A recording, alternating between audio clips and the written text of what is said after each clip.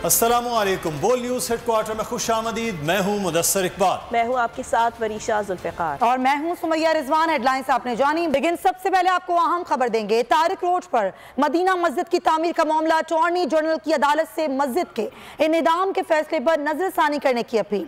Attorney general ने मस्जिद के लिए मुतबादिल जगह फरामी की यकीन दहानी करा दी। आइंदा समात तक इनेदाम रोकने का हुक्म दिया जाए। अटॉर्नी जनरल का यह कहना था कि अगर स्टे दिया तो बहुत गड़बड़ हो जाएगी। ऐसा कहना था चीफ जस्टिस का। हम इस तरह अपना हुक्म वापस नहीं ले सकते हैं। चीफ जस्टिस ने यह भी कहा आप जैसे चाहें मैनेज करें, हम स्टे नहीं दे सकते हैं।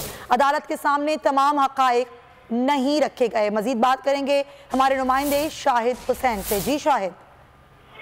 बिल्कुल, सुप्रीम कोर्ट कराची रही में आज वीडियो लिंक के जरिए समाअत थी अलबारी टावर से मुताल्लिक।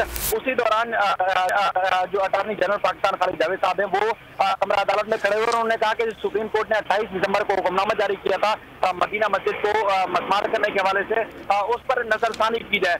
चीफ जस्टिस ने वो ऑर्डर पढ़वाया। उसके बाद फिर चीफ जस्टिस ने कहा अगर हमने अपना हुक्मनामा वापस ले लिया तो गड़बड़ हो जाएगी। हुकूमत को चाहिए कि हुकूमत जो मस्जिद के लिए मुतबादिल बंदोबस्त करे, क्योंकि हमने लिखने के बाद ही मस्जिद और जो क्लब बना हुआ है वहां से उसको मस्मार किया जाए। जैसे काजी अमीन ने भी अपने रिमार्क्स में कहा कि इस्लाम का गलत इस्तेमाल किया जा रहा है और इस्लाम ने जो है कब्जे की जगह पर इबादत करने की इजाजत नहीं देता। अब हुकूमत अपने मर्जी से जो वो मस्जिद के लिए मुतबादिल जगह का बंदोबस्त करे। अब अपना हुक्मनामा जो था वो वापस नहीं ले सकते और ऑपरेशन हरगिज नहीं रोक सकते। अब अदालत ने नोटिस जारी किया अटॉर्नी जनरल की जो दरखास्त थी सूबाई हुकूमत को, जिसमें अदालत ने कहा कि अगर जमीनी मुतबादिल जमीन के लिए मस्जिद की जगह दी जाती है, हुकूमत 13 जनवरी को तफसीली रिपोर्ट पेश करे। ठीक है शाहिद हुसैन, बहुत शुक्रिया आपका। और इलेक्शन कमीशन ने पीटीआई फॉरेन फंडिंग केस में स्क्रूटनी कमेटी की रिपोर्ट फरीकैन को देने की हिदायत कर दी। तहरीक इंसाफ के वकील ने इस्तदा की कि फरीकैन के जवाब आने तक रिपोर्ट खुफिया रखी जाए, जिस पर चीफ इलेक्शन कमिश्नर ने कहा कि क्या हम किसी फरीक को रिपोर्ट पब्लिक करने से रोक सकते हैं। केस की समाअत 15 रोज के लिए मुलतवी कर दी गई।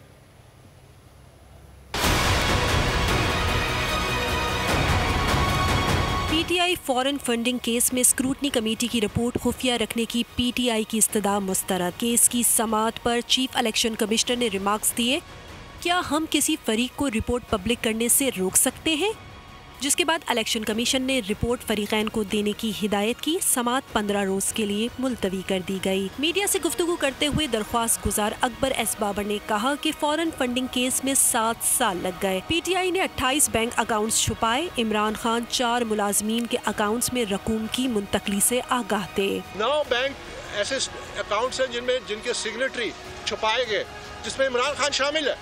ये पाकिस्तान की बका का केस है और वक्त ने ये साबित किया कि अगर इस केस पे बर वक्त कार्रवाई होती तो पाकिस्तान की आज ये हालत ना होती, पाकिस्तान के ऊपर ये क़यादत मुसल्लत ना होती। असद उमर ने इलेक्शन कमीशन के बाहर मीडिया से गुफ्तगू में कहा कि इंसाफ का पैमाना एक होना चाहिए। बेनज़ीर भुट्टो साहिबा मरहुमा ने कहा कि जी नवाज शरीफ के पास फंडिंग जो है वो ओसामा बिन लादेन के पास से आई। जब वो फंडिंग की रिपोर्ट्स जो है वो सारी कौम के सामने रखी जाएंगी और इलेक्शन कमीशन के सामने रखी जाएंगी तो सारी कौम देखेगी कि सबसे ज़्यादा शफाफ तरीके से पैसा इकट्ठा किया तहरीक इंसाफ ने। फरूख हबीब का कहना था कि बेशक इलेक्शन कमीशन तीनों जमातों के केस खुली अदालत में सुने, हमें कोई एतराज़ नहीं। तीनों जमातों के जो केसेस हैं पार्टी अकाउंट्स के, ये इलेक्शन कमीशन बेशक खुली अदालत में सुने, हमें कोई एतराज़ नहीं। हम शफाफियत पे, ट्रांसपेरेंसी के ऊपर यकीन रखने वाले लोग हैं। फरूख हबीब का कहना था कि आवाम को पता चलना चाहिए कि मुस्लिम लीग नून ने 9 और पीपल्स पार्टी ने 11 अकाउंट्स क्यों खुफिया रखे।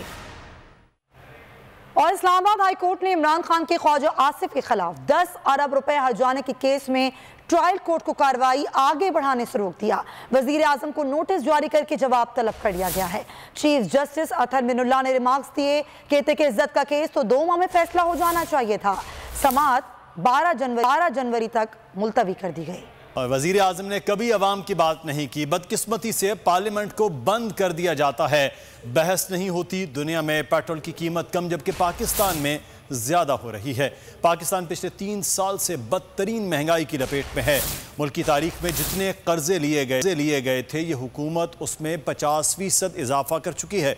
शाहिद खाकान अब्बासी फिर बरस पड़े। कहा, रियासत चलाने वाला शख्स गैर कानूनी तौर पर ओहदे पर बराजमान है। अवाम को एक दिन हकायक का जरूर पता चलेगा। नैब को हर जुल्म का जवाब देना होगा। चेयरमैन नैब डेली वेजेस पर काम कर रहे हैं। क्लीन बनने वाले Imran Khan foreign funding case की रुकवाने के लिए हीले बहाने इख्तियार करते रहे। आज भी इलेक्शन कमीशन में पीटीआई ने इस्तदा की कि स्क्रूटनी कमेटी की रिपोर्ट खुफिया रखी जाए। पीटीआई की चोरी पकड़ी जा चुकी है। एहसन इकबाल की तनकीद सामने आई। उन्होंने कहा कि इमरान खान और तहरीक इंसाफ के चेहरे पर चढ़ा ईमानदारी का मेकअप धुल चुका। इमरान खान गैर मुल्की तहाइफ की तफसीलात बताएं। सच्चे हैं तो इस्लामाबाद हाई कोर्ट में क्यों बार बार तारीखें लेते हैं? अवाम ड्रामे की हकीकत जान चुके हैं। तमाम माफियाज को उन्होंने पाला। ईमानदारी के झटके अवाम रोज महसूस करते हैं। मोमिन खुसूसी डॉक्टर शहबाज गिल ने मरियम नवाज की नई ऑडियो और एहसन इकबाल के बयान को आड़े हाथों ले लिया। कहा, मरियम बाजी ने पहले पापा और नून लीग को तबाह किया, फिर 2 बड़े चैनल्स पर जानिबदारी का इल्ज़ाम लगाया, अब बड़े सहाफ़ियों को बदनाम कर रही हैं। एहसन इकबाल के बयान पर रद्द-ए-अमल में शहबाज गिल ने कहा, झूठे इल्ज़ामात और घटिया सियासत से नाअहल लीग की तारीख भरी पड़ी है।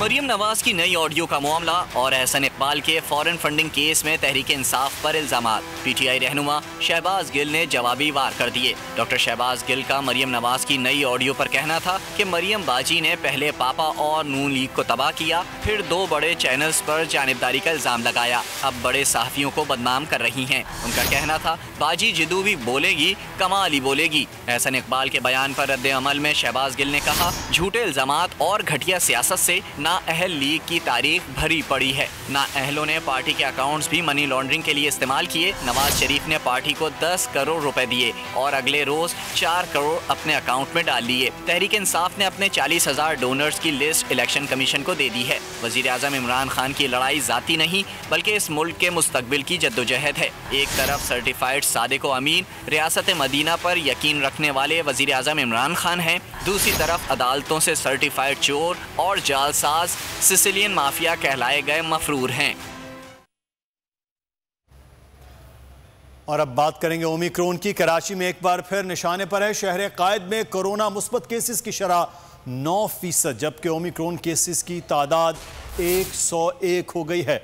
वफाक ने सिंध हुकूमत को वैक्सीनेशन बढ़ाने और स्मार्ट लॉकडाउन की तजवीज़ दे दी। मुर्तज़ा वहाब कहते हैं फ़िलहाल पाबंदियाँ लगाने नहीं जा रहे, ताहम अगर केसेस बढ़ते रहे तो चंद रोज़ में सख्त इक़दामात किए जा सकते हैं। सब्सक्राइब करें और बेल दबाएं ताकि कोई खबर रह न जाए।